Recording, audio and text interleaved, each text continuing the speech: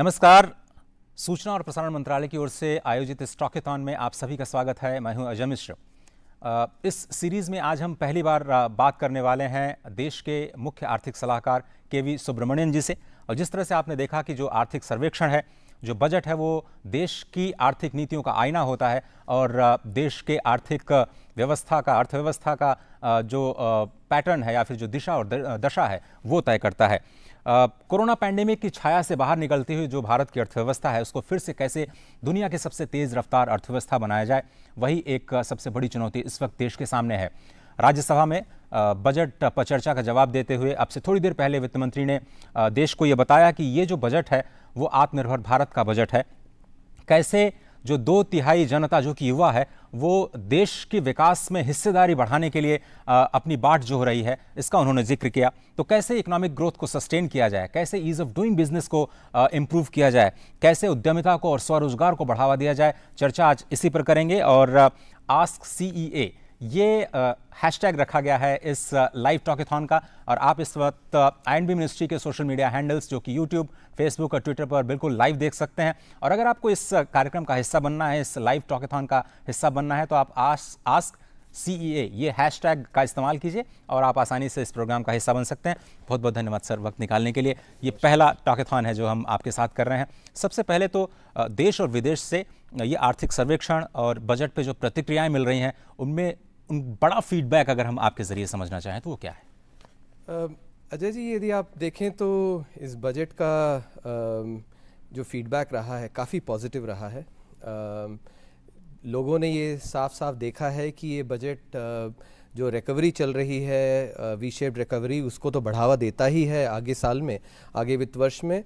लेकिन चूँकि ये बजट दशक का पहला बजट था, तो जिस तरह ये बुनियादी ढांचा बनाता है इस सारे दशक में एक विकास दर जो है उसमें अच्छा विकास दर हो, उसके लिए भी बुनियादी ढांचा बनाता है। ये भी काफ़ी इन्वेस्टर्स ने देखा है। हम एक्चुअली पिछले कुछ दिनों में काफ़ी इन्वेस्टर्स से बात कर रहे हैं और उनसे जो फीडबैक आई है बहुत पॉजिटिव आई है। इसी तरह एक और मुद्दा जो इन्वेस्टर्स जो काफ़ी अप्रिशिएट कर रहे हैं वो है कि कितनी शुद्धता से और ऑनेस्टी से हमने सारे जो आंकड़े हैं और क्रेडिबिलिटी के साथ दिया है। तो इसको और कई इन्वेस्टर्स कह रहे हैं कि पिछले जितने भी बजट वो देख रहे हैं इसमें ऐसा कभी हुआ नहीं है। और मेरे अनुसार, मैं भी करीब 30 साल से अभी बजट को एक्चुअली फॉलो करता हूँ, स्टूडेंट्स जब था उससे तब से। तो मैंने इस तरह की जो ऑनेस्टी है, जो ईमानदारी है और क्रेडिबल एस्टिमेट्स, वो मैंने देखी नहीं है। और इसके अलावा जो मुख्यतः जो मुख्य बिंदु हैं, इंफ्रास्ट्रक्चर स्पेंडिंग, कैपिटल एक्सपेंडिचर की स्पेंडिंग जो है, और हेल्थ केयर की जो स्पेंडिंग है, फाइनेंशियल सेक्टर रिफॉर्म्स जो हमने किए हैं, इन सब का काफ़ी अच्छा फीडबैक आया है। हम लोग इंडस्ट्री एसोसिएशन से भी बात कर रहे थे कुछ दिनों में, तो सबका इन जनरल काफ़ी अच्छा पॉजिटिव फीडबैक रहा है, जो कि हम लोगों के लिए बहुत ही एक आनंददायक विषय रहा है। सुमन साहब, एक पहला सवाल हमारे साथ बहुत सारे जो दर्शक हैं जुड़ रहे हैं और ट्विटर पे पहला सवाल जो हैशटैग आस्क सीईए इसका इस्तेमाल करते हुए मोहित शेखावत जी का है। What would be the projection of growth rate for 2021? मुझे लगता है ये इन जनरल सभी लोग समझना चाह रहे होंगे। आपने एस्टिमेट ज़रूर दिए हैं, लेकिन थोड़ा सा अगर आप एक्सप्लेन करना चाहें। Mohit ji, first thing that I would like to say is possibly you mean the coming year which is labeled 21-22, 2021 and 21-22. 2021 is the year that ends in March, and the projection that has been put up by MOSPI for, as part of the estimates is 7.7% decline for this year. But for the coming year, which will end in March 2022, the growth projection that the economic survey has made is 11% increase in real terms. And the budget has taken a more conservative, and this is related to what I was saying earlier also, 10.5%. IMF, for instance, has actually projected a little higher than even the economic survey at 11.5%. This is all on real terms. So, in other words, does not take into account the impact of inflation. So if we include about, let's say, 4% inflation on a lower range, then 15.5% is what can be expected in nominal terms for the coming year.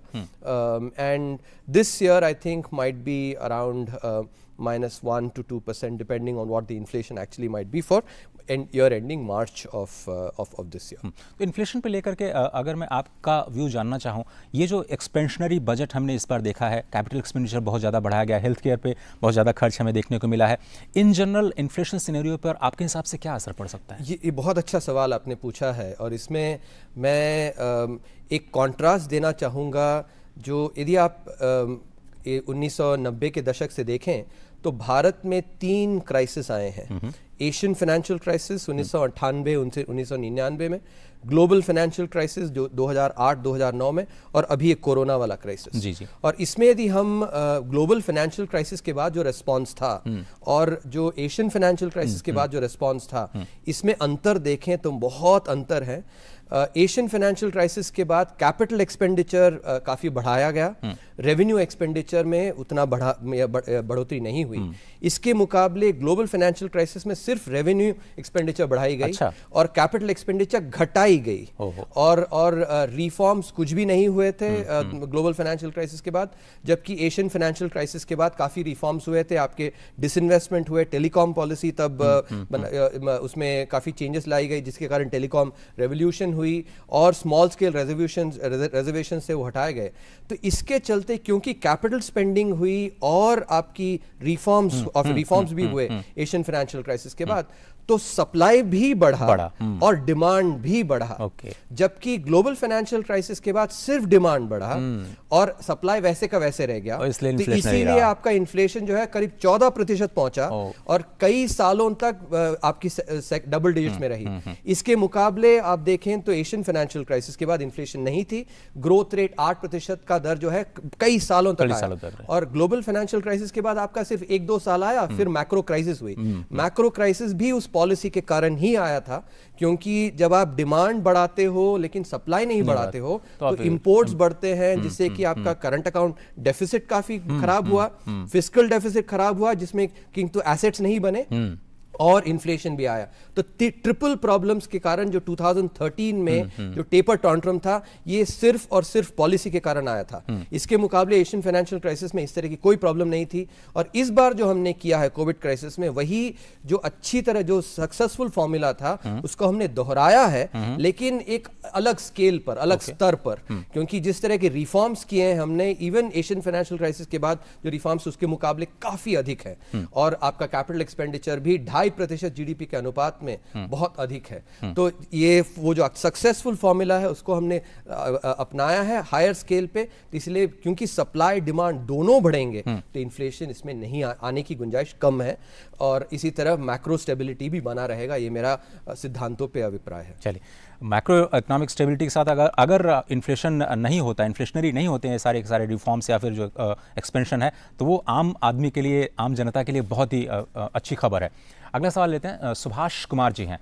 वो पूछते हैं, sir, government is saying that this budget is for Atmanirbhar Bharat, but can we say that this budget will play a crucial role in achieving $5 trillion economy? Subhash ji, again a very good question.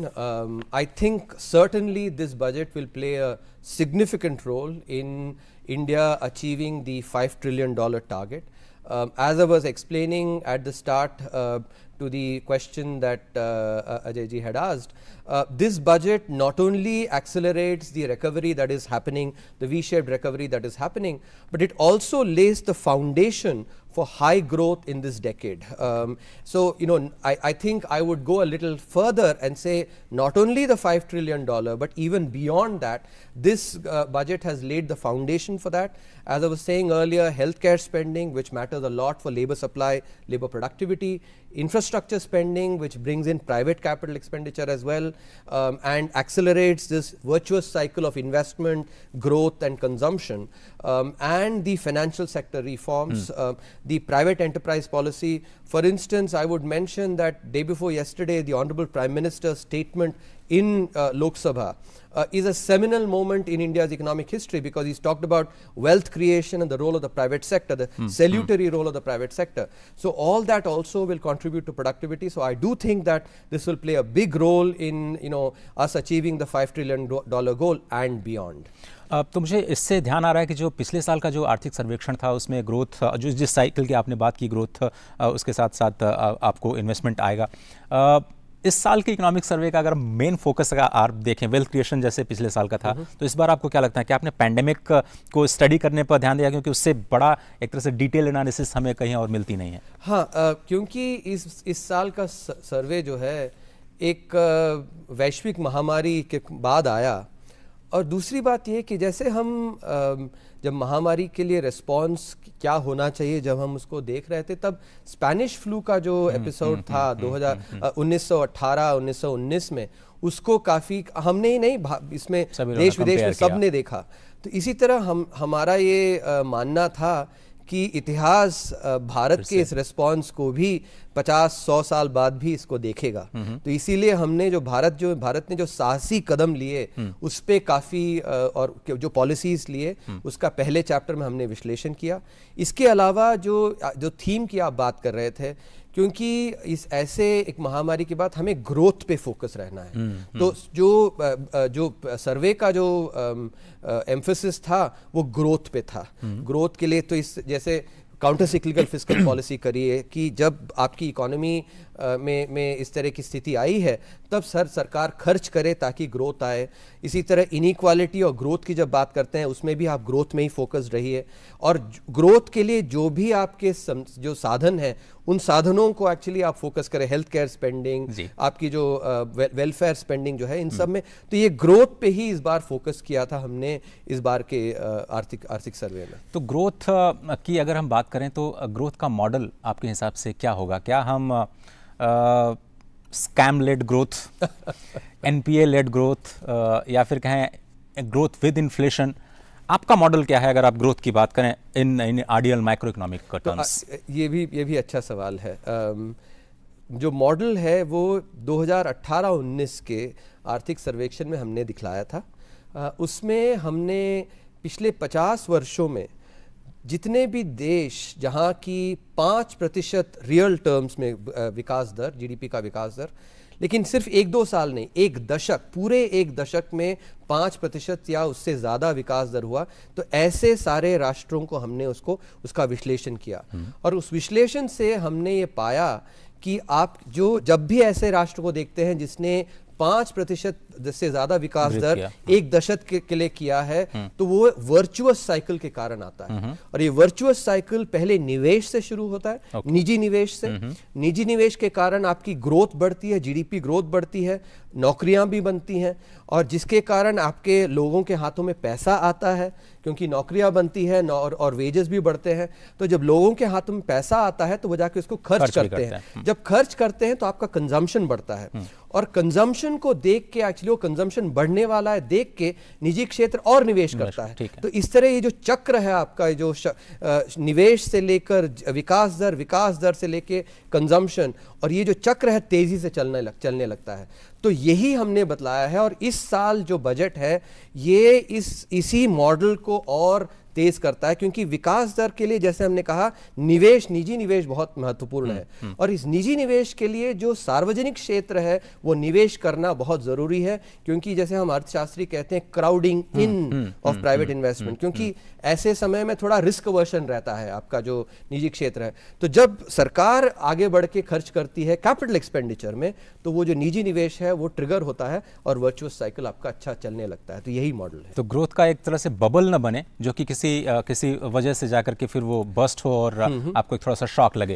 तो उसमें मैं actually just 2 minute add करना, जैसे पहले भी बता रहा था कि हमने सप्लाई और डिमांड दोनों में काम किया है। आपका बबल तब बनता है जब आप सिर्फ डिमांड पे करते हो, आर्टिफिशियली फोकस करते हैं किसी एक चीज पे, और उसमें भी सिर्फ आप रेवेन्यू स्पेंडिंग पे खर्च करते हो, क्योंकि रेवेन्यू स्पेंडिंग से आपके एसेट्स नहीं बनते, और कैपिटल स्पेंडिंग से एसेट्स बनते हैं, और एसेट्स बनने के कारण सप्लाई भी बढ़ती है, डिमांड भी बढ़ती है, और डिमांड जो बढ़ती है वो सस्टेन्ड रूप में बढ़ती है, सिर्फ 1-2 साल के लिए जैसे बबूला आता है वैसा नहीं, सस्टेन्ड रूप में बढ़ती है। तो इसीलिए ये जो है ऐसा एक सस्टेन्ड मॉडल ऑफ ग्रोथ होती है।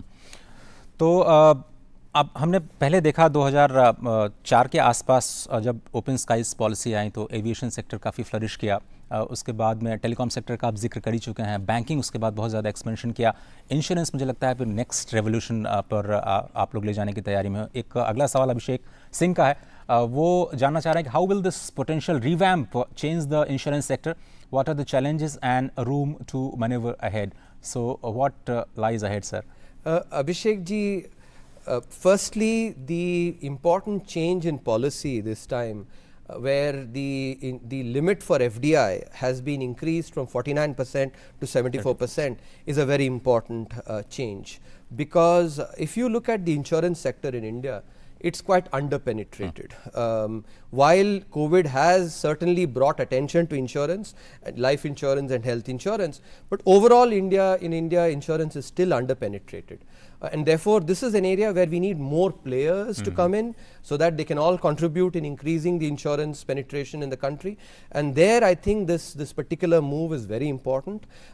It will enable competition and thereby also push the existing players also to come up with better products, more innovative products, more innovative organizational models to reach the consumer. So overall, I think I am very optimistic about the insurance sector in the coming decade.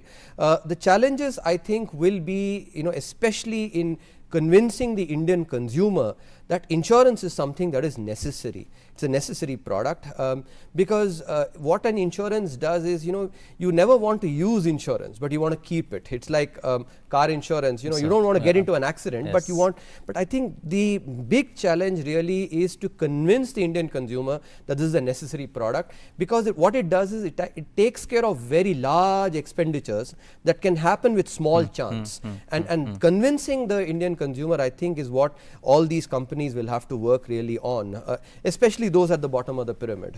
For instance, agricultural insurance and other forms of insurance. And sir, then what role do you see the public sector insurance companies do? We have just one or two big life on the life side. On general side, we have 4 big companies. What are the future? Are you going to actually merge them? We are also listening about the IPOs of some of the insurance sectors. What is the road ahead? So one public sector insurance company is actually going to be divested. Which means that there will be some public sector insurance companies still, and they will compete with the private sector insurance companies. And in general, well-regulated competition is something that is always good for the industry. For instance, last year's economic survey, we had shown how in the telecom sector, so many players coming in actually led to huge telecom revolution. Day before yesterday, the Honorable Prime Minister was also talking about this. Similarly, if you look at airlines, there was a time when there were only 2 airline companies. And I remember, for instance, paying a fare of about 14,500 rupees in 1995 for a travel from Calcutta to Bombay. Now, if you work in real terms, that may be 50,000 rupees today. So compared to 50,000 that one would have been paying, actually, if there were only two airline companies, today you pay only 5,000, 6,000 rupees. That again illustrates the impact of competition. Similarly, if you were to take the banking sector again, when private banks were given licenses in the 1990s, that has also helped because they've pushed the public sector banks as well. So going forward, therefore, I think the policy on FDI, together with one of the public sector insurance companies being privatized, I think will bring more competition and thereby will really benefit the consumer. तो अब मैं फिर से macro numbers पे आता हूँ और fiscal deficit को लेकर के कितना कॉन्फिडेंट हैं आप कि हम 6.8 का जो टारगेट रखा गया है उसको हम अचीव कर पाएंगे, और जो एक्स्ट्रा बजटरी रिसोर्सेज जो कि रिड्यूस कर दिए गए हैं 31,000 करोड़ और रुपीज़ से हम नील पे अगले साल, तो ये जो फाइनेंसिंग है अगले साल के लिए किस तरह से प्लान की जाएगी, अगर आप उस पर रोशनी डाल पाएँ? देखिए, जो फिस्कल डेफिसिट का जो टारगेट रखा गया है बजट में 6.8% का है आगे वित्त वर्ष के लिए। इसमें से क्योंकि जैसे पहले भी हम बात कर रहे थे, जो आपके ऑफ बजट फाइनेंसिंग जो है ऑफ बजट फाइनेंसिंग जो कि बजट में नहीं होती थी, जिसका कि वित्त मंत्री साहिबा ने पिछले बार एक अच्छा उद्घाटन किया था, जो कि सारा ऑफ बजट आइटम्स जो हैं अपेंडिक्स में डाला था बजट स्पीच में। इस बार वो भी उसके भी और आगे गए हैं हम, और हमने सारे जो ऑफ बजट आइटम्स हैं उसको बजट में लिया। तो ये इसका योगदान ही करीब मेरा आंकड़ा मतलब एस्टिमेशन बताता है करीब 1 to 1.2% actually is the off budget items coming on budget. इसका मतलब यदि पिछले साल की जो प्रैक्टिस थी उसको यदि हम कंटिन्यू करते तो आपका जो फिस्कल डेफिसिट है 5.6 5.7 तक ऐसा रहता।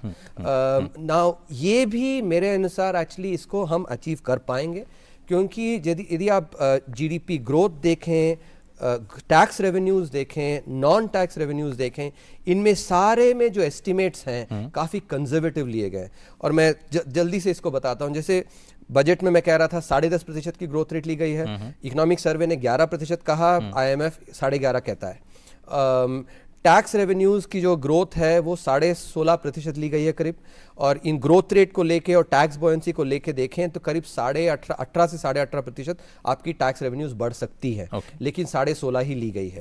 इसी तरह आप नॉन टैक्स रेवेन्यूज लें तो 1,75,000 करोड़ की जो एस्टिमेट है उसमें LIC का IPO, BPCL, air India, Concor वगैरह जो कि पिछले साल से चले आ रहे थे, उन पे एक पिछले साल से काम हो रहा है, उनका एस्टिमेशन है, तो ये भी मेरे अनुसार उसका वो अचीव कर सकते हैं। इनमें ये जो 1,75,000 करोड़ की जो डिसइन्वेस्टमेंट रेवेन्यू है उसमें आपके जो 2 पब्लिक सेक्टर बैंक हैं और एक इंश्योरेंस कंपनी, उनको उसमें जोड़ा नहीं गया है। तो ये सब आप मिला के देखें तो मेरे अनुसार जो है ये जो 6.8% का जो फिस्कल डेफिसिट का हमने अनुमान लगाया है उससे हम बेहतर कर सकते हैं। शिवेंद्र सिंह जाडौन, हाँ, हमारे अगले दर्शक हैं, वो उनका सवाल यह है, the World Bank and the United Nations have said that the pandemic may lead to an increase in poverty in India. What is your side on this? What is your take on this? क्या view है sir आपका? Shivendra ji, I think what we have to realise is that every country in this world, because of the pandemic, is facing a decline in growth this year. For instance, the IMF's World Economic Outlook in June had mentioned that if you look at the percentage of countries where GDP will decline this year, it's the largest in 1.5 centuries. So the pandemic is having an impact on growth. But from the Indian perspective, I think what is really heartening is that in the coming year, we are expected to have 11% or 10.5 to 11% growth, which will really ensure that whatever momentum we may have lost this year because of the pandemic, we will recoup that momentum. And as we were discussing earlier as well, the steps that have been taken in this budget and over the last 1 year as part of the Atmanirbhar Bharat 1 to 3 packages, all those together will really help in taking India into a high growth path. And as we had shown in the economic survey chapter on growth and inequality, when GDP growth goes up, poverty reduction actually goes down, it really gets accelerated. In fact, 85% of poverty reduction since the 1990s has come from growth. So I think the prospect of high growth in the coming year and going forward is something that positions India well for actually reducing poverty in this decade. And sir, that was very interesting that the matrix of inequality that you assessed in the economic survey. Could you just elaborate on that, how the things are shaping, and what was the basis for this kind of interesting analysis for that? See, the motivation for writing that chapter was that there is a lot of debate, and especially after COVID, the debate on inequality did get a lot more attention, and rightly so. If you look at the way the debate has shaped in the advanced economies especially, there is a conflict there between growth and inequality, because and partly because they are at a different stage of development. The potential growth rate, these countries are likely to grow at 2.5% in real terms. So we basically wanted to ask the question that the way the narrative is happening in the advanced economies, is that same narrative right for India? Is it how would India actually look at this narrative? And that's why we went and looked at the data across states in India. And what we found very, very interestingly, and in some sense I think was a positive surprise as well, is that this tension that you see in the advanced economies between growth and inequality actually is a convergence in the Indian context, because in the advanced economies, higher inequality lowers health and all social economic indicators, while growth actually either has no effect or actually improves it. So there is that tension there. They're in conflict. But in the Indian context, actually both inequality and growth have the same effect. So this tension and inequality that you see in the advanced economies does not manifest in India, and I think the reason for that is one, our potential growth rates are much higher. We can grow at 6.5%, 7.5% for sure, and the economics research also shows that when you expand the pie, the resources that you get out of that, you can use it well for redistribution, for reducing poverty as well. So I think that also highlighted that for India, at the stage at which it is, India must continue focusing on just growth and be very, very focused on it. Sir, अभी world bank से एक जो सवाल उनका जिक्र किया उन्होंने, हमारे एक दर्शक ने, आपने एक चैप्टर और है क्रेडिट रेटिंग एजेंसीज के ऊपर एक तरह से उनको सीधे सीधे स्पष्ट संदेश दिया कि आपकी जो मेथोडोलॉजी है इंडिया के कॉन्टेक्स्ट में उतनी क्रेडिबल नहीं लगती है जितनी कि होनी चाहिए। अभी एक और नमूरा है जिन्होंने स्टेटमेंट दिया है कि there is a risk of downgrading India sovereign rating agency. उस पर आपका क्या कहना है? उसके बाद में फिर इस पर फॉलोअप किया। इसमें आपने दो सवाल पूछे हैं, एक तो जो इंडिया की सॉवरेन रेटिंग है और सॉवरेन रेटिंग की जो मेथोडोलॉजी है उस पर। बिल्कुल। इसमें दो बातें देखना योग्य है। एक ये कि जीडीपी, ओवरऑल जीडीपी को जितना वेट देना चाहिए, जो ratings methodology, sovereign rating methodology है, वो उसको उतना देती नहीं है। क्यों? क्योंकि जब आप किसी राष्ट्र की उनकी जो ऋण की भरपाई की क्षमता देखते हैं तो पूरा जीडीपी को लेना चाहिए। जीडीपी आपका उस साल में आप कितनी गतिविधियां होती हैं, आर्थिक गतिविधियां, उसका एक आंकलन करता है। तो जीडीपी पर कैपिटा पे उतना ध्यान ना दिए जो जीडीपी पे, क्योंकि ऋण आप जो देंगे प्राइवेट सेक्टर का या जो गवर्नमेंट सेक्टर का, वो आपके जीडीपी से होता है। इसीलिए हम डेट टू जीडीपी देखते हैं, debt to GDP per capita नहीं देखते हैं, हम डेट टू जीडीपी देखते हैं। और ये रेटिंग एजेंसीज भी करती हैं डेट टू जीडीपी, लेकिन जब वो अपना इंटरनल जो उनका रेटिंग मेथोडोलॉजी, उसमें जीडीपी पर कैपिटा पे ज्यादा ध्यान देती हैं, ना कि जीडीपी पे। और यदि इसको समझकर आप देखें, फिर जो पांचवा सबसे बड़ा देश है जीडीपी के अनुसार, वो आज की तारीख में भारत है। और यदि पिछले 30 साल से देखें आप, तो जो पांचवा देश है, ये कभी इंग्लैंड रहा है, यूके रहा है, कभी जर्मनी रहा है, ऐसे अब देखें तो ये पांचवा राष्ट्र AAA रहा है। और जब चीन बना पांचवा राष्ट्र या भारत बना, तभी इसमें एक प्रेसिपिटस फॉल आता है। तो ये तो पूछने वाली बात होगी कि भाई, कि हम जब बनते हैं पांचवा राष्ट्र, तो ऐसा कैसे है कि रेटिंग एक्चुअली इतनी कम हो जाती है? क्योंकि जीडीपी आपकी, जैसे मैंने बताया, जीडीपी बहुत अहम। तो बाकी जब राष्ट्र जब 5वें स्थान पे थे तो वो AAA थे, और चीन और भारत बन जाए तो एक्चुअली इसमें, तो ये पहला प्रश्न।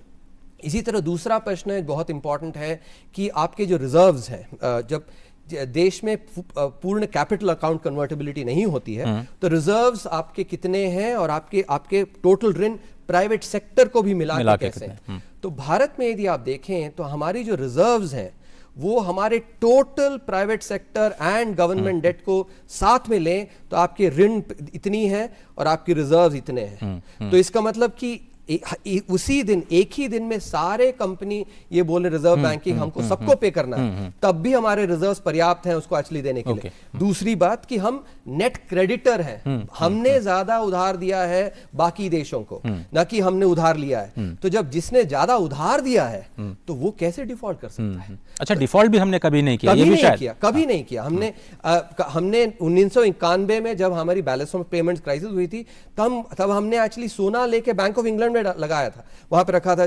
तो इस तरह का, यदि ये सब आंकड़े इकोनॉमिक प्रिंसिपल्स के आधार पे हमने प्रश्न पूछा है, तो इनका आप जवाब दीजिए। ये दूसरी जो बात आप कह रहे थे, जो नोमुरा की, उसी तरह एक्चुअली 2 दिन पहले एक मिंट में अच्छी आर्टिकल आई जिसमें यह भी बताया गया कि यदि आप फिस्कल डेफिसिट भारत का लें, जो कि इस साल 9.5% रहेगा, और 9.5 से बेहतर भी हो सकता है, लेकिन 9.5 लेके चले, मान के चलते। तो IMF का जो फिस्कल मॉनिटर है, उसमें आंकड़े देखें तो इमर्जिंग इकोनॉमीज, जिसमें कि भारत, जिसका एक हिस्सा है, तो उसमें देखिए तो उनका जो एवरेज है वो 11.5% है इस पूरे साल के लिए, इस पूरे साल के लिए। Okay. और हम 9.5% पे हैं। तो बाकी इमर्जिंग इकोनॉमीज के मुकाबले हम काफी अच्छा कर रहे हैं। तो वो आर्टिकल ने दिखाया था कि एक्चुअली तो ये तो दोबारा प्रश्न पूछा था इसमें। तो इसको लेके यदि देखें तो मेरा आंकलन ये है कि हमारी फिस्कल स्पेस जो है हमने बहुत अच्छी तरह इस्तेमाल किया है, और ग्रोथ जो हमारी आने वाली है, और जैसे हमने दूसरे चैप्टर में भी दिखलाया था कि ग्रोथ जब आती है आपकी डेट टू जीडीपी रेशियो कम होती है। तो ये भी आप इनको सब लेके देखें तो मेरा मानना है, और काफी एक्सपर्ट्स का भी मानना है, कि ये जो कहा जा रहा है कुछ इसमें थोड़ा ओवरब्लोन है। ओके, तो इसका मतलब ये जो पूरे क्राइसिस है उसको हम लोगों ने एक तरह से अपॉर्चुनिटी के तौर पर देखा, और हमारी जो फिस्कल मैथमेटिक्स था वो और भी ज़्यादा इंप्रूव हुआ और क्रेडिबल भी हुआ, ट्रांसपेरेंट भी हुआ। अगला सवाल लेते हैं शिवांगी गुप्ता, ये जानना चाह रहे हैं, lot of policy support has been announced to tackle the supply side of economic downturn. On the demand side, what are the measures which can be expected in the near future? Shivangi ji, I think this is a good question. I would humbly request you to read the first chapter of volume 1 of this year's economic survey. I'll give you an answer, but a lot of the details are there in that chapter, because we've talked about not only the supply side policies but also the demand side policies, and how India was very different from other countries in the way we actually adopted demand side policies. The first principle of that was that we actually wanted to ensure that the taxpayers' money is really well spent. And let me explain what it is. If suppose I have to invest my money, and there is one vehicle where I invest 100 rupees and I'm going to get only 98 rupees. In other words, I'm going to lose 2 rupees. That's one venue. Another venue where I invest 100 rupees, I get 245 rupees in this year, and over the course of the next 2-3 years I get 480 rupees. Now if it were my money, which vehicle would I choose? Obviously the second one. Now the first one is revenue spending, second one is capital spending for the taxpayers' money. So our fiduciary responsibility is the way we would invest our own money, same way we actually, with the same care, we invest actually the taxpayers' money as well. And that is why we've actually invested in capital expenditure. So if you notice, after from the month of October onwards, capital expenditure has increased by about 130% in October, about 250% in November, and 80% in December. And we did this because we did not want to actually fiscally use scarce fiscal resources when the lockdown was on, when economic activities were restricted and uncertainty was very high. Because when there is uncertainty, it's just common sense that people will keep cash with themselves, saying we may need it for tomorrow if somebody becomes sick. Absolutely. People will not go and spend on buying a TV or a house, the discretionary spending. That is why we conserved it, and when the economy started unlocking, that's when we spent. In some sense, those of you who have driven a car or know about it for sure, if you have clamped the brakes on the car, at that time pressing on the accelerator only wastes fuel. Absolutely. But once the clamps is removed, brakes are removed, then you press on the accelerator, it actually really proceeds fast. And that is exactly what we are doing. We've really slammed on the accelerator on capital spending after the brakes have been removed. These will really help in building demand, as is explained, because when capital spending happens, construction activity goes up, which creates jobs in the formal and informal sector. Steel companies, cement companies, furniture companies, lots of others, all of them actually get more demand. They'll build factories, investment, they'll hire people. All that creates a lot of demand as well, and in a very sustained manner. And you're also removing the roadblocks by reforming other sectors going forward. Yeah. Pinky Kasna is asking that divestment target for FY 2022 has been set at 2,10,000 crore rupees, which is 233% more than previous year's budget target of 65,000 crores. In such a situation, when private player buys stake in government companies, what alternative provision will be made available to employees working in the old system? So let me tweak this question a bit. How you already answered this divestment target, how it is going to be met, but the concern of Pinky Kasna about the welfare of the employees, how do you tackle that, sir? So Pinky ji, first thing I want to actually just correct that 2,10,000 crore was the budget estimate for last year.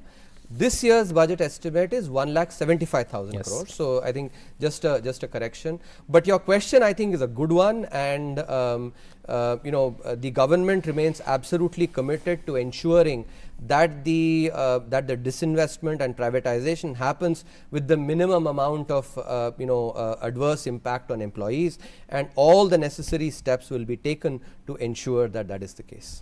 Now come जो health regulator की आपने बात की sir, अब मैं उस पर आता हूँ, उसकी क्यों ज़रूरत आपको लगी और हेल्थ सेक्टर इतना इंपॉर्टेंट क्यों दिखाई दिया इकोनॉमिक सर्वे में भी, उसके बाद बजट में भी? आयुष्मान भारत का इम्पैक्ट हम लोग देख रहे हैं, वो एक रीजन हो सकता है, पर आप थोड़ा एलॉबरेट करेंगे प्लीज़। ये एक बहुत अहम सवाल है, क्योंकि जैसे कोरोना ने साफ साफ दिखलाया है कि हेल्थ सेक्टर जो है आपका बहुत अहम, इसीलिए हमने टाइटल भी दिया कि health care takes centre stage finally, and the reason this is important is in healthcare, when you go to the doctor who's prescribing, let's say some medicines or some procedures, is also the expert. And as Nobel Prize winning research by Kenneth Arrow in 1963, so more than 57 years before now, 57, 58 years, showed that this problem of asymmetric information, which is basically economic jargon for the one person having a lot more information than another person. So in this case, basically the doctor or the hospital having a lot more information than the patient. This is also the case in finance, in the financial sector, the same problem of asymmetric information. So what Kenneth Arrow argued, that because of this problem of asymmetric information, laissez-faire does not work very well in the private sector in healthcare. So regulation therefore becomes important, and in the survey chapter we've also provided evidence of this. For instance, using data from Ayushman Bharat, we actually showed that if you take the same procedure, cardiac procedures, for instance, inpatient cardiac procedures, if a patient goes to a private hospital, pays almost 7 times as much as in the case of a public government hospital. If you take, for instance, injuries, again 7 times as much. Cancer treatment about 5 times as much. But why? Because the quality is better, or? Exactly, I'm going to come to that. No, that's not the case actually. That it's not that necessarily quality is better, because, and we go and examine this, that one measure of quality that healthcare research always recommends is readmissions. In other words, a patient came and got admitted initially, didn't get fully cured, and therefore has to get readmitted. So readmission is a good proxy for quality of the treatment. And what we find is that actually, if anything, the readmission rates are higher in the private sector than in the public sector, which clearly suggests that it's not the case that the quality of treatment is significantly better in the private sector than in the public sector. So when you put the two together, the patient is paying much higher price, but not necessarily getting much higher quality of treatment, possibly the same kind of treatment maybe.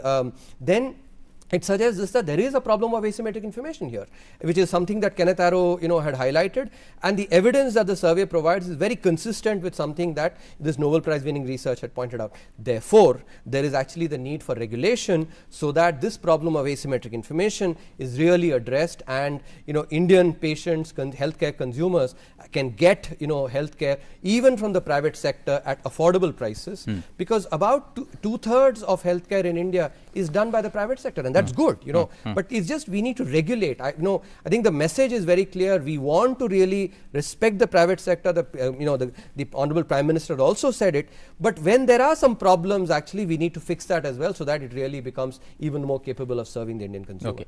सो दीपमाला कौशिक, ये पूछना चाह रहे हैं कि union budget में digital India और आत्मनिर्भर भारत को किस प्रकार से मजबूती मिलेगी? हमने देखा कि जो अब भारत नेट है उसको एक्सपेंशन ज़रूर मिल रहा है, डिजिटल पेमेंट्स के बहुत सारे जो अभी आंकड़े आए हैं वो काफ़ी एनकरेजिंग है, तो डिजिटल इंडिया और आत्मनिर्भर भारत को किस तरह से मजबूत करेंगे? अच्छा सवाल है। जैसे आप देखेंगे कि कोरोना के बाद जो डिजिटल इकोनॉमी है उसमें बहुत तेज़ी आई है, और इसमें एक बहुत इंटरेस्टिंग सा ऑब्जर्वेशन है जो मैं करना चाहता हूँ जी। जब महामारी का दौर चल रहा था, तब भारत ने जो डायरेक्ट बेनिफिट ट्रांसफर्स थे वो 1 क्लिक से किया। करीब करीब 60 करोड़ लोगों को हमने एक्चुअली जो है डायरेक्ट बेनिफिट ट्रांसफ़र दिया। इसमें सारी दुनिया में सबसे विकसित देश जो है अमेरिका में उन्होंने पहले चेक्स प्रिंट किए, उनके राष्ट्रपति से साइन लिया, उसके बाद सारे चेक्स, क्योंकि एक साथ मेल नहीं किए जा सकते थे, तो स्टैगर्ड रूप में यूनाइटेड स्टेट्स पोस्ट ऑफिस ने उनको एक्चुअली 2 महीने लगे उनको सारे चेक भेजने में। बड़ा इंटरेस्टिंग। चेक जाके एक्चुअली लोगों के उनके घर पे पहुंचा। उसके बाद ये जिन कहाँ पे पहुंचे वो एक्चुअली वो लिफाफे से निकाल कर जाके एटीएम में उन्होंने डाला और उसके बाद चेक कैश निकाला। तो इतना सब जो सबसे विकसित देश में है वहां पे, और जो इन्होंने इतने मेहनत से किया हमने सिर्फ एक क्लिक से कर दिया। ये कैसे हुआ? क्योंकि जनधन अकाउंट जो है आपका आधार है, मोबाइल है, जैम ट्रिनिटी, उसके कारण। और इसी को कोविड के कारण उसको काफी एक्सेलरेशन मिला है। डिजिटल ट्रांजैक्शंस में करीब 2.5-3% वृद्धि हुई है। और इस साल जो बैंकिंग सेक्टर और फाइनेंशियल सेक्टर में जो इतने सारे कदम लिए गए हैं, तो इससे जो डिजिटल इकोनॉमी में और बहुत तेजी आएगी, क्योंकि कंपटीशन जब बढ़ेगा तो डिजिटल इकोनॉमी में इसमें जरूर बहुत तेजी आएगी। और जिस तरह से हम 1000 दिनों में सारे के सारे गांवों को जोड़ने जा रहे हैं भारत नेट के जरिए, जिसका जिक्र प्रधानमंत्री ने किया, मुझे लगता है वो और एक नया रेवोल्यूशन लेकर के आएगा एकदम डिमांड के हिसाब से भी। और नहीं, बहुत अच्छा आपने पॉइंट रेज किया है, क्योंकि जब जो फाइनेंशियल इंक्लूजन है, हमारे पास 40 करोड़ अकाउंट है जो जनधन के, और ये सारे काफी सारे आपके रूरल एरियाज में हैं। तो वहां पे जब आपका डिजिटल ट्रांजैक्शंस जो इनेबल होंगे भारत नेट के जरिए, तो रूरल इकोनॉमी में भी आपकी डिजिटल जो ट्रांजैक्शंस है और काफी बढ़ेंगी, और जिसके चलते आपके माइक्रो फाइनेंस और जो आपके बैंकिंग करस्पॉन्डेंट्स वगैरह होते हैं उनका भी बहुत अच्छा और इस्तेमाल होगा। तो ये एक अच्छा एरिया है जिसमें बहुत ग्रोथ हो सकता है आगे चलकर। सर, अगर आपकी इजाज़त हो तो मैं थोड़ा सा समय को बढ़ा दूं, क्योंकि बहुत सारे सवाल हमारे जो दर्शक आ रहे हैं। मिताली जायसवाल वो जानना चाह रही हैं कि कृषि क्षेत्र में कई बदलाव किए गए इस बजट में, लेकिन ये जो सुधार किए गए हैं क्या वाकई किसानों के लिए फलदायी साबित होंगे? क्या उनको वाकई इसका फ़ायदा मिलेगा? मिताली जी, बहुत अच्छा सवाल है। मैं इसको बहुत सीधे साफ तरीकों में समझाऊंगा। सामान्य ज्ञान है कि आप यदि कुछ खरीदने जाती हैं, किसी दुकान पे जाती हैं, तो जब आप खरीदने जाती हैं उस दुकानदार को यदि पता है कि आप सिर्फ उसी से खरीद सकते हैं और किसी से नहीं खरीद सकते हैं, तो दुकानदार जो है दाम एक्चुअली बहुत ज़्यादा लगाएगा। लेकिन यदि आपने कहा नहीं मैं आपसे ही खरीदना ज़रूरी नहीं है, मैं अगले के पास भी खरीद सकती हूँ, यदि उन दुकानदार को पता है तो दुकानदार जो है आपको वाजिब दाम देगा। बिल्कुल सही। तो यही चीज़ जो है आपके जो छोटे स्मॉल एंड मार्जिनल छोटे किसान जो हैं, यही सामान्य ज्ञान की बात है कि आज के तारीख में जो छोटा किसान है उसके पास ये विकल्प नहीं है।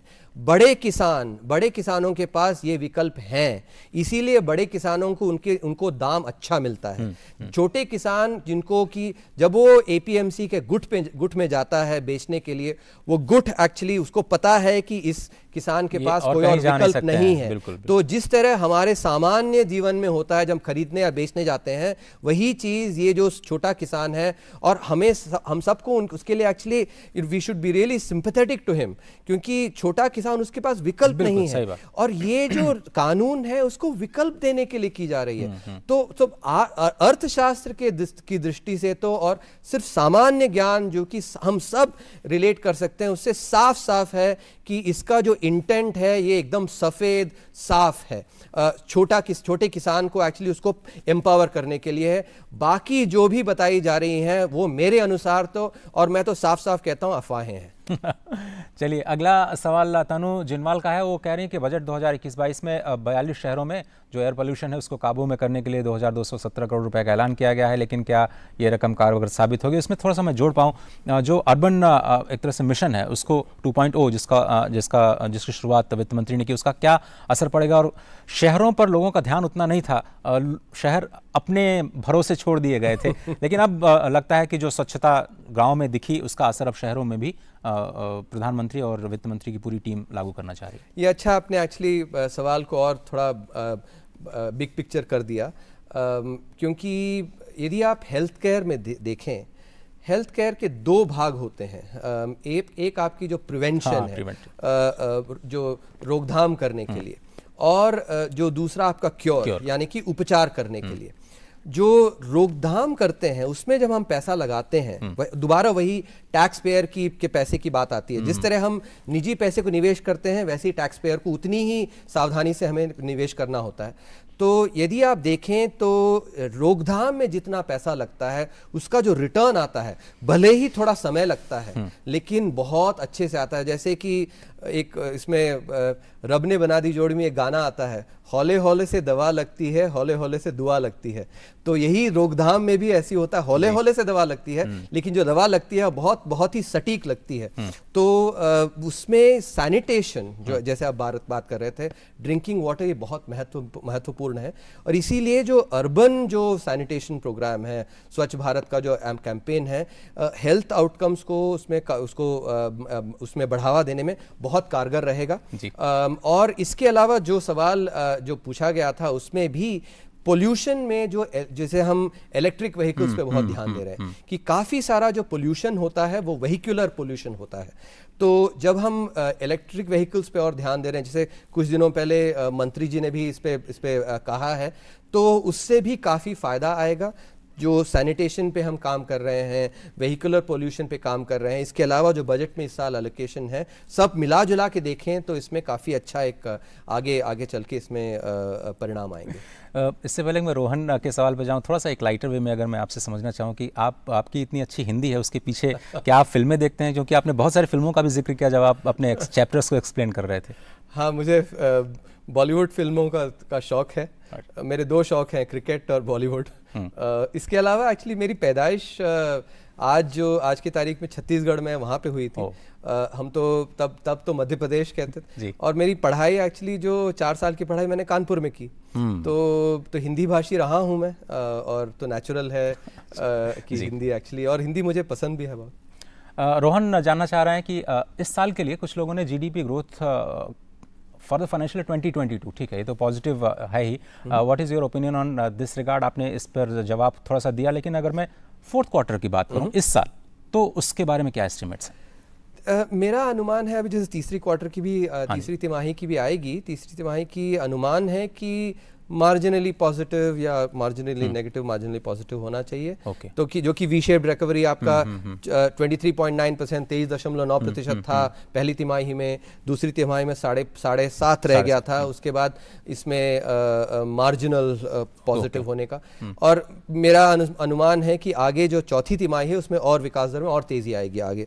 और यही जो वी शेप्ड रिकवरी है, इसी का जो सिलसिला है वो जारी रहेगा, क्योंकि आगे साल में करीब 11%, 10.5 से 11% उसकी विकास दर का अनुमान है, जो वी शेप्ड रिकवरी आ रही है उसमें। बहुत जल्दी से, अगर बहुत सारे लोग बेस इफेक्ट की बात कर रहे हैं, अगले साल आपको इसलिए ज़्यादा दिख रहा है क्योंकि इस साल का बेस ऐसा है, इस पर आप क्या कहेंगे? थोड़ी बहुत तो वो है, बेस इफेक्ट तो रहती है, क्योंकि आप जब विकास दर आप जब नापते हैं तो एक्चुअली इस साल की जो जीडीपी है उसको लेके तो उसमें तो रहेगी। लेकिन ये भी कहना उचित रहेगा कि कई लोग, जब हम वी शेप्ड रिकवरी हमने 31 अगस्त के बारे में के दिन जब पहले तिमाही के आंकड़े आए थे, जब हमने वही वी शेप्ड रिकवरी की बात करी थी, तो एक्चुअली बहुत लोगों को उस समय काफ़ी डाउट थे उस समय। और अब जब आ गया है और इसमें काफ़ी हमें खुशी है कि ऐसा हुआ है। तो अभी ये ज़रूर प्रश्न कहा जाता है कि ये आपकी बेस इफेक्ट है या, तो बेस इफेक्ट तो थोड़ा है ही उसमें, लेकिन ये भी आप ध्यान दें कि आगे साल में जो 11% है उसका काफ़ी भाग जो है इंफ्रास्ट्रक्चर स्पेंडिंग से भी आएगा। क्योंकि जैसे मैं पहले भी बता रहा था, 100 रुपये यदि आप कैपेक्स में डालते हैं तो 2.5 गुना उसका आता है। इस साल जीडीपी के अनुपात में हम 2.5% जो लागत है इंफ्रास्ट्रक्चर में कर रहे हैं, 2.5% जीडीपी के अनुपात, उसको आप 2.5 से मल्टीप्लाई कर दें तो आपका 6.25% का आता है। तो करीब 11% का जो योगदान है उसमें से 6%, करीब 5 से 6% सिर्फ इंफ्रास्ट्रक्चर से आ सकता है। और बाकी आपकी मैन्युफैक्चरिंग जो अच्छी, जैसे पीएमआई है मैन्युफैक्चरिंग की, पिछले कुछ महीनों में रिकॉर्ड लेवल्स पे आई थी 8 साल में, तो उससे भी योगदान आएगा। तो सिर्फ जो बेस इफेक्ट है वो कहना थोड़ा तो है, लेकिन उसके अलावा बाकी सेक्टर्स में जो ग्रोथ है और इंफ्रास्ट्रक्चर, उनका भी योगदान है ऑब्वियसली। अनमोल आशा, उनका सवाल है कि बजट 2021 का ऐलान करते हुए सरकार ने पब्लिक सेक्टर में अपनी उपस्थिति कम करने की बात कही और निजी क्षेत्रों में निवेश के मौके बढ़ाए जाएंगे। ऐसे में बजट ने क्या उन लोगों को निराश नहीं किया जो कि गवर्नमेंट जॉब का इंतजार कर रहे थे? तो अभी ये जॉब सिनेरियो है, उसको आप किस तरह से देख रहे हैं? क्या demand public sector, private sector के कैसे, क्योंकि आज वित्त मंत्री ने भी इस बात को कहा कि आपको इस पे बहुत ज़्यादा ध्यान देना, बहुत सारे लोग इस पर निगाह लगाए हुए हैं। देखिए, मैंने प्राइवेट सेक्टर में नौकरी की है, अभी सरकार में हूँ, और तो इसलिए दोनों जॉब्स में काफ़ी सेटिस्फैक्शन भी रहता है और उनके एडवांटेजेस भी हैं। तो मैं ये पहला चीज़ ये कहना चाहूँगा कि दोनों जॉब्स जो हैं अच्छे हैं, उनके अपने अपने पॉजिटिव्स हैं। तो ये इसको जो दर्शक मौके दोनों जगह आने चाहिए। मौके दोनों जगह आते हैं, जहाँ पे भी हम मेहनत अच्छा करते हैं अच्छे इनसे, तो वहाँ पे मौके आते हैं दोनों जगह में। दूसरी बात, यदि हम जो प्राइवेट सेक्टर और प्राइवेटाइजेशन की बात करें इसमें, तो मैं एक उदाहरण दूंगा इसमें। एक्चुअली मान लीजिए एक पिता है, पिता के 2 बच्चे हैं। एक बच्चा जो है बिजनेस करने में बहुत उस्ताद है और दूसरा बच्चा जो है सेवा करने में बहुत अच्छा है। तो पिता क्या करेगा, जब अपना जो पिता या फिर माँ जो भी अपना पैसा यदि देना चाहे आगे, तो वो कहेंगे कि जो बिजनेस अच्छा करता है उसको कहेंगे कि आप इस धनराशि को लो, बिजनेस करो, और उसका जो आपका जो प्रॉफिट बनता है उसका 1/3 हिस्सा जो है आप अपने सिबलिंग को दे देना और वो उससे लेके सेवा करेगा। तो अभी यदि आपने उल्टा कर दिया तो सही नहीं होगा, जो बिजनेस में उतना रुचि नहीं रखता उसको आपने यदि पैसे दे तो सही नहीं। तो ये जो आपके फैमिली जब हम देखते हैं तो निजी क्षेत्र और सार्वजनिक क्षेत्र, ये आपके फैमिली के 2 सिबलिंग्स हैं फैमिली के। तो इसीलिए, और ये जब कही जाती है फैमिली सिल्वर, तो इस तरह की जब हम देखते हैं तो निजी क्षेत्र भी फैमिली का एक भाग है।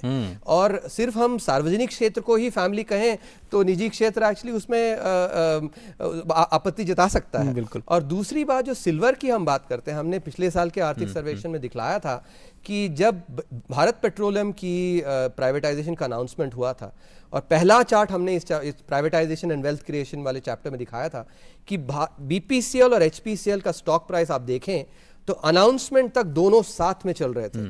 उसके बाद बीपीसीएल का stock price just take off कर जाता है और करीब 35,000 करोड़ की वृद्धि, 35,000 करोड़, आप ध्यान दीजिए इस आंकड़े को, 35,000 करोड़ की वृद्धि हुई थी वैल्यू में। तो इस परिवार में 35,000 करोड़ और जुड़े। तो जो तांबा था इसके पहले प्राइवेट, वो जो अब फिर बना आपका चांदी। तो इसीलिए फैमिली और सिल्वर जो हम बात करते हैं, फैमिली को निजी क्षेत्र और सार्वजनिक क्षेत्र को जोड़ के देखना चाहिए, और प्राइवेटाइजेशन से आपका एक्चुअली वैल्यू बढ़ता है तो तब जाके वो चांदी बनता है। इसको नेगेटिव कॉनोटेशन नहीं देना चाहिए। और सबसे बड़ी बात है कि एग्रीकल्चर वो पूरा का पूरा प्राइवेट सेक्टर में है। अगर और एज ए टैक्स पेयर या फिर सरकार उसका ख्याल रखती है, आपको आप कृषि का लोन देते हैं, उनको हर तरह से मदद करती है, तो ऑब्वियसली जो दोनों स्टेक होल्डर हैं काफ़ी इंपॉर्टेंट है। संजीव श्रीवास्तव, या अंतिम सवाल हम लेंगे। How is the budget 2021 will make the life easier for the middle man, not middle man, मैं इसको करेक्ट करता हूँ, मुझे लगता है मिडिल क्लास मैन, क्योंकि मिडिल मैन अभी तो आप जो देख रहे हैं उसके मिडिल क्लास को किस तरह से ये अच्छा सवाल है। देखिए, पहला, यदि आप मैं सब दर्शकों को कहना चाहता हूँ और मैं अपने अनुभव से बताता हूँ कि किसी भी फैमिली की सबसे ज़्यादा उनकी जो उनके इकोनॉमिक कंडीशंस में जो है वृद्धि होती है जब किसी को एक अच्छा रोज़गार मिलता है। कि रोज़गार से जो पूरी फैमिली है उसमें, कि हमारे पापा जब पहली बार मतलब पूरे इसमें कुल में जो गवर्नमेंट जॉब में आए और उसके कारण हमें पढ़ा पाए, जो कि हम जिसके हम आभारी रहते हैं। तो ये मैंने अनुभव से देखा है। तो मिडिल क्लास के लिए सबसे ज़्यादा जो अहम है वो नौकरी है, रोज़गार है। और ये बजट जो है रोज़गार के लिए के अवसरों पे बहुत ध्यान देता है, क्योंकि जैसे हम पहले भी बात कर रहे थे, जब आपका कैपिटल एक्सपेंडिचर बनता है, कंस्ट्रक्शन एक्टिविटी होती है, कंस्ट्रक्शन एक्टिविटी की लिंकेजेस आपके काफ़ी फॉरवर्ड और बैकवर्ड्स लिंकेजेस होते हैं, जैसे सीमेंट, स्टील और बाकी क्षेत्रों में। तो कंस्ट्रक्शन एक्टिविटी से रोज़गार संगठित क्षेत्र में और असंगठित क्षेत्र में काफ़ी बनते हैं। और बाकी जो सप्लायर सेक्टर्स हैं, स्टील, सीमेंट वगैरह, वहाँ पे भी रोजगार बनते हैं। तो सबसे ज़्यादा जो मिडिल क्लास के लिए अहम है वो है रोजगार, और ये रोजगार सिर्फ एक साल के लिए नहीं, पूरे पूरे दशक में बढ़ाने के लिए इसमें काम किया गया है। और ये दूसरा आप देखें तो इतने सारे जो रिफॉर्म्स किए गए हैं, इन रिफॉर्म्स को मैन्युफैक्चरिंग सेक्टर को काफ़ी एक जोर देने के लिए किए गए हैं। लेबर रिफॉर्म्स हैं, एमएसएमई डेफिनेशनल चेंजेस हैं, प्रोडक्शन लिंक्ड इंसेंटिव्स जो हैं आपके, और ओपनिंग अप जो हुआ है सब मैन्युफैक्चरिंग सेक्टर। और मैन्युफैक्चरिंग सेक्टर में जब जब संगठित क्षेत्र में रोजगार बनेंगे तो मिडिल क्लास को है बहुत लाभ होगा। ये अंतिम उदाहरण ये मैं दूंगा कि यदि आप अमेरिका में देखें, जब ग्रेट डिप्रेशन हुआ था, ग्रेट डिप्रेशन के बाद जो न्यू डील आई थी प्रेसिडेंट रूजवेल्ट के अंदर, उन्होंने भी इसी तरह का स्ट्रैटेजी किया था, जब पब्लिक कैपिटल एक्सपेंडिचर बहुत बढ़ाया था काफी सारा, और उससे जो मिडिल क्लास बनी थी यूएस में, वो ही बहुत दिन तक एक्चुअली उसके लिए काफी फायदा, काफी मिडिल क्लास बनी थी, जो कि लोग मिडिल क्लास में नहीं थे वो मिडिल क्लास में आए क्योंकि रोजगार बना। तो भारत का ये एक्चुअली मेरे अनुसार ये न्यू डील मोमेंट है, जो कि जिससे कि काफी मिडिल क्लास काफी बनेगा, रोजगार बनेंगे, और ये इसका जो प्रभाव है आने वाले इसमें समय में देखा जाएगा। बहुत बहुत धन्यवाद। लेकिन जाने से पहले एक अंतिम सवाल अगर आप मुझे इजाज़त दें, 2025 तक भारत के इकोनॉमी की जो एक तरह से पूरा का पूरा पाई है, शेयर है, हम चाहते हैं कि मैन्युफैक्चरिंग 25% तक जाए, सर्विसेज का काफ़ी ज़्यादा, उसमें 67 के आसपास हम लोग हैं शायद, correct me if I am wrong. 2025 तक आप इन तीनों ही जो सेक्टर्स हैं उनकी हिस्सेदारी क्या देख रहे हैं आगे जाते हुए? मेरे अनुसार जो मैन्युफैक्चरिंग सेक्टर है उसमें काफ़ी वृद्धि आएगी। ये एक तो आपका पाई बढ़ता जाएगा, पाई बढ़ता जाएगा, जीडीपी ग्रोथ जब बनेगी तब, तो सर्विस सेक्टर का तो बनेगा, लेकिन मेरे अनुसार मैन्युफैक्चरिंग सेक्टर की जो गति होगी वो मेरे अनुसार सर्विसेज के मुकाबले ज़्यादा होगी। तो इसलिए जो मैन्युफैक्चरिंग सेक्टर की जो कंट्रीब्यूशन है वो 2025 तक और ज़्यादा हो जाएगी। सर्विसेज की मेरे अनुसार एक्चुअली थोड़ी अनुपात में घटेगी, लेकिन ओवरऑल मैग्नीट्यूड में बढ़ती जाएगी, लेकिन जो प्रोपोर्शन है उसमें कम होगी, ये मेरा अनुमान है। बहुत बहुत धन्यवाद कवि सुब्रमण्यम जी। इस खास टॉकेथॉन में मुझे लगता है कि बहुत सारे जो दर्शकों ने इतनी दिलचस्पी दिखाई इस लाइव टॉकेथॉन में, उसमें, और आपने इतनी इंटरेस्टिंग तरीके से इतना सिंप्लीफाई, बहुत सारे लोग ये कह रहे हैं कि आप कॉमन मैन्स इकोनॉमिस्ट की तरह बात करते हैं, लोगों को सरल भाषा में समझाते हैं और लोगों को बोरियत नहीं होती कम से कम आपको सुनते हो। बहुत बहुत धन्यवाद वक्त निकालने के लिए। तो इस खास टॉकेथॉन में आज सिर्फ इतना ही, लेकिन ये पहला टॉकेथॉन था सीए साहब के साथ में, और मुझे उम्मीद है कि वित्त मंत्रालय और जो दूसरे और अभी मंत्रालय हैं, इस तरह की जो बातचीत है लाइव आपके साथ इंटरेक्शन हम लगातार करते रहेंगे। फिलहाल पूरी टीम को दीजिए इजाज़त। नमस्कार।